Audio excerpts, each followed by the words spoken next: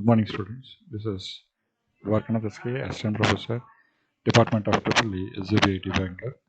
So, welcome to today's session on quality audit under the course Management and Entrepreneurship with the subject code 21EE61. So, what do you mean by a quality audit? So, according to the Guide of Project Management Body of Knowledge, a quality audit it is a structured, independent process to determine if the project activities compile with the organizational and the project policies and process and procedures. The auditing technical team, usually ASQC, has a similar definition: a planned, independent, and documented assessment to determine whether agreed upon the requirements are being met. So, according to Phillips B. Cosby definition, it is conformance to requirements, nothing more, nothing less. So, in a nutshell, an audit which determines about a level of conformance to the requirement of a system, process, or a product. The requirements, this can be company policies, standards, and the procedures, or norms or the regulations, government specifications, etc. So, let us see in details about it. So, quality audit are a structured and the planned one. So, the preparation stage of this audit, they begins with the decision to conduct the audit. So during this process of quality audit planning phase, the purpose of this audit and the scopes are defined. So as well as the standard against which the audit is being conducted. So in further planning stages, dates, objectives, and the team members are identified. The audit team consisting of one or several auditors accompanied by the representatives of the audited entity, and they are quite independent body. So there are three grouping independent with respect to relationship among auditors and the audited entity: first party, second party, and the third party. First party being the take place within the organization itself, we call it as internal audit. The second party we call it as customer, which is auditing its suppliers, and the third party auditors are independently of the customer supply relationship, we call it as an external person.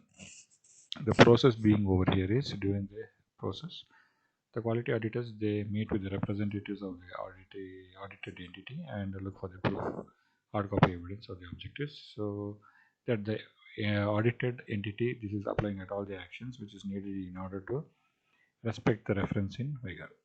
So the audit usually starts with an open meeting with the audit plan which has been reviewed, followed by the fieldwork at the audited site, and they also examine the records and the documents, and they conduct interview entity representatives with the respective foreign phases, and it has been documented quality audits. The key phase of this is the audit is the conclusion. The auditors which make a report of the factual remarks, strong points, correctives, and the improvement actions that has to be done. At this point, they talk about the major or the minor non-conformities. During the closed meeting, the auditor they will share the remarks for the report with the managers of the audited entity. In case of an external audit, so this report will lead to a positive or the negative recommendations regarding the obtaining a new certification or maintaining existing one.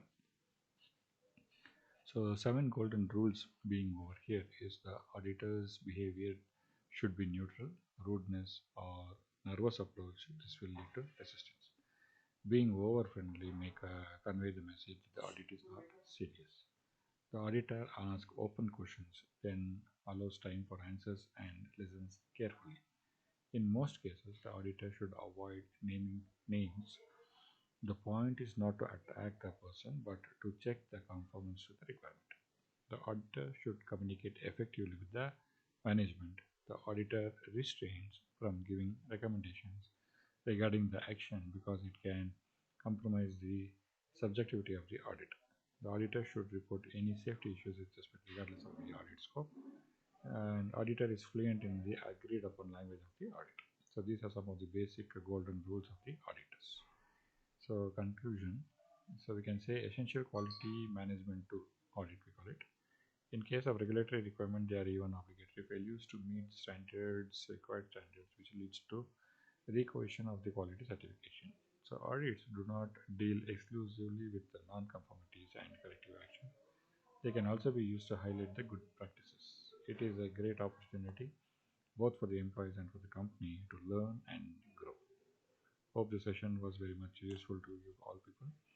So do subscribe to our department channel, and any queries with respect to this video you can write down at worknot@cbd.edu.in. Thank you one and all for watching this particular video. Thank you.